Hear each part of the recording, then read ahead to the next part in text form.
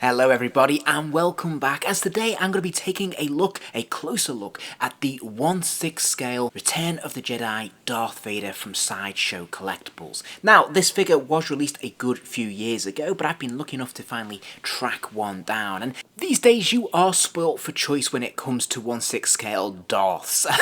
Between Sideshow Collectibles, who've released quite a few, and Hot Toys, you really have to pick and choose, and of course there are big price differences between these different versions, so of course you have to cut your cloth according to your means. Now, before I went in on this Darth Vader figure, I really wanted to have one in my collection, and I was looking at what was out there, and there are definite pros and cons no matter which version you go with, but after a little bit of research, this looked to be both cost effective, relatively speaking, but also actually probably one of the most accurate in terms of the attention to detail, the proportions of the armour, and the colorization in the helmet, etc. And we'll get into all of that a little bit later. But where it does fall down is that it doesn't have some of the wonderful features that the Hot Toys do, and I happen to really like the light up lightsabers that Hot Toys do. Sadly, Sideshow don't do that here. And I should note that this is the bog standard version, the bare bones version I suppose, from Sideshow, the initial Return of the Jedi release. They did do a deluxe version a little bit later, but sadly I wasn't able to get hold of that one. So let's start off by taking a look at the packaging, and the first thing to say is that this is pretty oversized packaging actually, even for the 1/6 scale collection. This is a little bit broader than we normally get, and I suspect maybe even slightly taller too, although I haven't done a comparison, so that's pure conjecture on my part. But this definitely is a little bit bulky than compared to other 1/6 figures that I have in my collection, and I think it's actually fairly appropriate. I really like this image on the front of the packaging. We have this fantastic photo here of Darth Vader. There's that sort of red glow behind him, which I think is really appropriate. It looks very menacing, and it's very stylized photography. Otherwise, this is quite bare bones. There's not an awful lot to this, but what we have here is actually quite striking and effective, and I think it works well. If we look at the side panel, there's really not an awful lot going on here at all, which is a real shame, especially if you'd like to stack your packaging on its side on a shelf somewhere. Then this doesn't really give it a lot of character or colour or flavour, which is unfortunate. But if we look at the back of the packaging, we can see again another fantastic image here. I actually think this is better than the front of the packaging, and probably would have been a better image to put on the front there, but hey, nevertheless, this is still very striking, and of course you have the option to put this on display either way, entirely your choice. Now, this is a wraparound cover. I really like that this is held in place with magnets, and it does fold open, which is really nicely done. So when we fold open this gatefold, we have, of course, the tab there, and then we have this fantastic image. Again, no text at all, but we have this wonderful image, a really, really cool photo of the figure in action, which is lovely. Again, super presentable, really, really dynamic. And then on the right-hand side, we have the window display, and we can see the figure there with some of his accessories behind him. As soon as I opened this figure, I was immediately impressed, and a lot of that I think owes to the fact that, of course, he is in scale, so he's quite a tall, overbearing figure. He probably stands around about 14 inches tall, which is a little bit taller than your standard 1/6 scale figure, which is lovely stuff. Now, in terms of sculpting, I have to say I think they've done a pretty fantastic job here. Now, I am no expert when it comes to the dimensions and all of the details. I can only go from my memories and what I'm used to seeing on screen, and this looks pretty accurate to my estimation. I think they've done a really nice job of getting the look of the helmet just right there, and all the little details, the grooves in the nose and the ventilation piece of the front of the mask, and of course the tusks and things like that. It all looks really spot on to me. In terms of the colorization as well, I think they've done a really nice job here of capturing the gloss, so it definitely shines, it catches the light beautifully, and it definitely has that on the top of the helmet there. But actually there's some colour deviations around the actual central mask, which is as it should be. So actually the neck piece, the underpiece, and on the cheekbones, for lack of a better word, is actually more of a very dark silver. So there actually are a number of different tones working through this, which is really nice. It gives a lot more flavour, it gives a lot more depth and texture, and it's a lot more screen accurate as well, which is absolutely fantastic. And of course he has the silver pieces there on the tusks and the nose piece. So to my mind, this looks really, really accurate. I think they've done a really nice job of actually paying attention to detail and drawing out those little details to great effect. Likewise, if we turn our attention to the torso and the tailoring and the costume, Likewise, if we turn our attention now to the tailoring and the costuming around the torso, we can see so many little details that they've really perfectly captured here, which I'm very impressed by. So first up, we have that sort of central chest armor piece at the very top there, going across the shoulders. This is really nice. We can see the two tones there. We can see that silver contrasted against the glossy black strips as well. Again, perfectly capturing the light, and you can see your reflection in it, which is brilliant. I think this is really, really nicely done. This looks to be pretty accurate in terms of the proportions as well, from what I can tell. I know some commentators have said this is actually a lot sharper than the Hot Toys. I can't vouch for that because I haven't got the Hot Toys in hand, of course, but I can say that I am pleased with this. This looks pretty screen accurate from what I can tell. Now, he does have the shoulder pads as well. Again, they are a glossy piece. Now, these are quite light. They are movable to aid with the articulation, which we'll take a look at a little bit later, but they can feel a little bit flimsy is the only thing, and of course they are sewn into the top of the costume. Now, underneath that, he has this long silky tunic as well, which is very nice, very lovely to the touch, I have to say. It definitely has that silk quality to it. And over that, he then has his central chest unit, which I just think looks magnificent. So many details here. It all looks perfectly in proportion to my eyes, although I do say I'm not an expert, of course, but this looks really, really nicely done. Likewise, his belt, which wraps around him.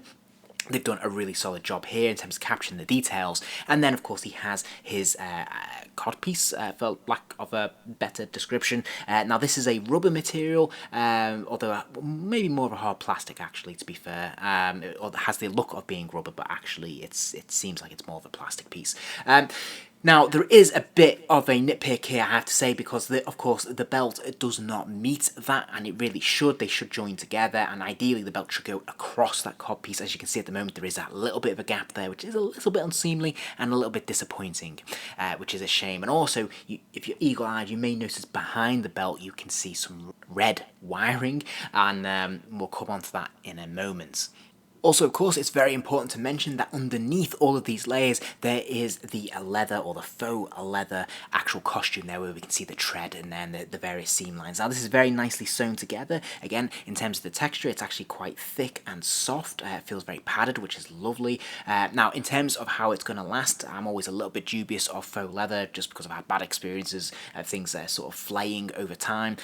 This is a few years old now. It seems to be fine so far, but we'll see how it performs in future years. Now, one thing I was slightly dubious of with this figure is actually the gauntlets, because as you can see, there is a clear discrepancy between the shading between the black of the actual arm and the actual leather of the costume there, and then these plastic gauntlets, which, you know, are black, but they look so much lighter by comparison. They almost come off across as grey, which is a bit disappointing, and it just looks a bit inconsistent. Now, the gloves themselves, or the gauntlets themselves, are all one molded piece as well. As you can, we'll look at this when we come to the articulation, but there is no joints here, so in one sense they're seamless, which is great, and we do get quite a few swappable gauntlets, which is great. Again, we'll also touch on that momentarily, but yeah, at the same time, you are kind of forced into certain looks with these gloves as well, and when you look at the figure from this angle, everything kind of combines to look a little bit frumpy and a little bit uneven. But I have to say that when he stood perfectly on display and you take a little bit of distance from him, then he looks absolutely fantastic. So this probably isn't a fair presentation, but at the same time, I feel duty bound to point these things out. Now, if we look at the bottom of the tunic, of course, that silky material does pull apart. You can see the seam lines behind it, which is a bit unseemly, a bit unsightly, which is unfortunate, but obviously, when it's folded down, you can't see them at all. Now, if we do move them aside, we can see the shin pads and the boots. Now, again, we do have obviously clear discolorization, a clear discrepancy between the actual glossy black shin pad on the front and the back of the boot, which is a more sort of dark grey black kind of colour. Now, I'm not sure what is more accurate here. I know Hot Toys certainly took the approach of doing this as all one piece, whereas here we do have enhanced articulation, which probably makes it more worthwhile. So I suppose this comes down to personal preference here, but again, definitely worth pointing out that there is a slight discrepancy in the colour. Okay, so now it's time for me to talk a little bit about the cloak, and I love this cloak. It's the same silky material as the central sort of tunic that he wears, but it's got such a huge girth, and it is perfectly trimmed actually, so you can pull it out and you can see there's loads of material there. It falls just down, just just past his ankles, which is fantastic, but it doesn't get in the way of his feet, and you can of course pull it around him or have it off the shoulder, so you can have him in a number of different looks, and this is perfectly proportioned in my opinion. I think this looks absolutely fantastic. Now it is sewn in to the top of the costume, but actually there is also a small plastic black link chain that goes under the helmet as well. Now unfortunately I haven't caught that here, so apologies for that, but I did want to point it out. It's not actually made of metal. Now, if we look at the back of the figure, you can see some protective plastic there in place, which I'm keeping on because it's not really visible. Of course, you can remove that. But what is important here is you can see the red wiring that I was talking about going into the back of the belt. Now, there is a switch here, and if you switch that up, of course, it is activated by two LR41 batteries, I believe, that light up the chest unit and the belt. And this is really very, very cool. The red lights on the chest unit actually alternate in sequence as they do in the film, which is really very cool. A lovely little piece of attention to detail there, which I think is fantastic. Meanwhile, the green lights are static on the belt. And I think this looks great, especially if you have this figure in the dark. It definitely adds a lot more colour and illumination to this character, and he looks a lot more striking. So I think this is a fantastic touch. Sadly, there are no other light-up mechanisms like the light-up lightsaber. I know some versions of this figure have the breathing sounds, etc., but this is certainly good enough for me. I'm actually really, really pleased with this feature. So let's take a look at the articulation. There is a ball joint in the top of the neck, so he can move his head from side to side pretty comfortably. It might even go all the way around, but I'm not pushing my luck too much with this at the moment. Now, it will kind of wobble side to side, but there's not an awful lot here in truth. It can't really lean forward, but it does lean backwards a pretty good distance. Of course, there is going to be that gap there. That's something to be mindful of when you are posing it. There are ball joints in the shoulders, allowing the arms to lift up and out. Now there is that plastic piece, the shoulder pad, as I pointed out before, and it does look a little bit strange when you lift that up to rotate the arms. That's something to be mindful of. But of course, the upper arm will rotate around. There is a double joint in the elbow, allowing that hand to come all the way close to the helmet, which is lovely. And there is a butterfly joint as well, allowing the arm to come in and out of the body as well. So you actually have a pretty full range of motion from these arms, which is really, really nice to see. Now the top of the gauntlet will swivel all the way around as well, and that's basically a lot because there is no articulation in the hands, sadly. Now there is a ball joint in the waist, although it's a little bit temperamental. It will let you move from side to side, and there's a little bit of give to lean left and right as well. And you can sort of bend it forwards and backwards. It's one of those where it tends to go back a lot more than it will go forwards. Now, there are more ball joints in the hips, allowing the legs to kick out to the side. Of course, the legs will kick forwards and they'll kick backwards. There is a double joint at the knee, so you can get that lower leg all the way back there, which is pretty impressive. And then we do have this ankle articulation as well. This is on a ball joint which will allow the foot to kick forwards, backwards, hinge forwards and backwards, and also rotate from side to side and even pivots, which is very, very nice to see. Sideshow are no slouch when it comes to accessories, because he does come with an additional 3 pairs of hands with various different distinctive posing going on. We have pointing fingers, we have open palm hands, we have gripping hands. Now he also comes with his lightsaber hilt and of course his fully extended lightsaber. The lightsaber hilt, I have to say, is really nicely modelled. This looks perfectly in proportion for his grip and his hands, which I think is really important, but also the details on this look pretty much spot on from what I know. This looks really very, very nice. There's lots of individual buttons, the different grooves, and of course the shading and the colouring is very nicely put together. We have the silver paint versus the black plastic, and we even have this metal link here as well. And that's important because, of course, it actually does connect to his little hook that he has on his belt, and it fits in very snugly and it looks really good. And there's enough different looks here that you can create through the use of these different gauntlets and the 2 versions of the lightsaber to create any number of distinctive, key iconic moments from Return of the Jedi, or even any of the classic Star Wars films, to be fair. Obviously, the Darth Vaders do vary from film to film, but yeah, they're pretty much the same for the most part.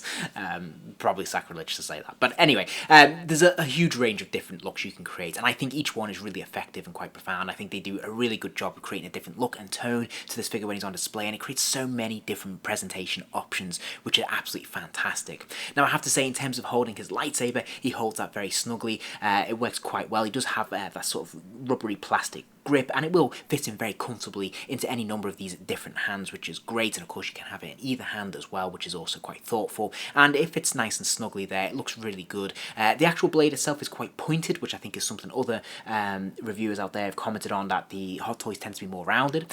This is more of a pointed blade, and there's actually little details in the blade as well, where it looks as if it has ignited, that it's a moving piece almost, that it's not just a solid tube, for lack of a better description. And the colorization, of course, is a nice deep red, so I think this looks really effective. And as I said, in terms of presentation, there's so many different poses you can put him in that this just looks really dramatic and imposing, and it does everything you'd want from a Darth Vader figure in a 1/6 scale. So I'm really delighted to have him.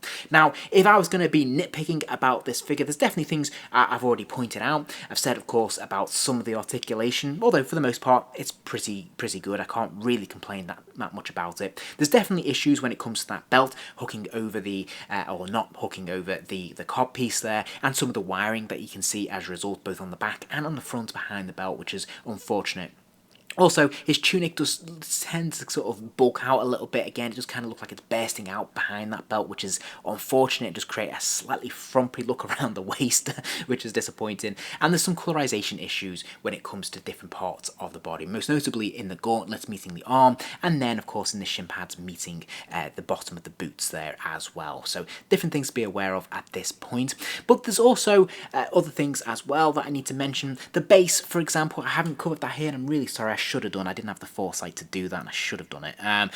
That's probably because there's really nothing to show, and that's why it's escaped my attention. It's just a simple black hexagonal base, and there's nothing going on. There's no nameplate. It doesn't light up. There's just nothing going on here at all, which is a shame. Now, obviously, subsequent releases and other releases out there do all sorts of fancy things. This is very much a bare bones version, so that's something to be conscious of. And then overall, there is something else I want to just mention briefly, is that despite looking the part, despite being very poseable and just looking pretty fantastic on display, like I said, I really love the light up chest, for example, there is a feel to this figure, which tends to be with Sideshow, I've noticed, where it kind of feels, I don't know how to say this really, a little bit static maybe, something a little bit stiff, and I'm not sure why that is, but there's something about it I'm really struggling to articulate this, and I apologise for that, but there's something about it doesn't feel very flexible, even though the functionality is there. Does that make sense? Probably not. But ultimately, with your 1/6 collection, it's all about how they look on display, and this guy looks absolutely fantastic. I've had him out all week, and I just love seeing him there. He's so imposing. He looks absolutely the works to me. I think he looks fantastic, especially when you put the lights on. He just looks phenomenal. So overall, I have to say, I can't really fault this figure. Obviously, I've nitpicked a few details that I think some collectors are really going to be hot on, but for myself, I really like this. I'm very pleased with this purchase, and I think he's a wonderful addition to my collection. If you enjoyed this video, please do give it a like, and remember to subscribe, as there'll be plenty more videos soon.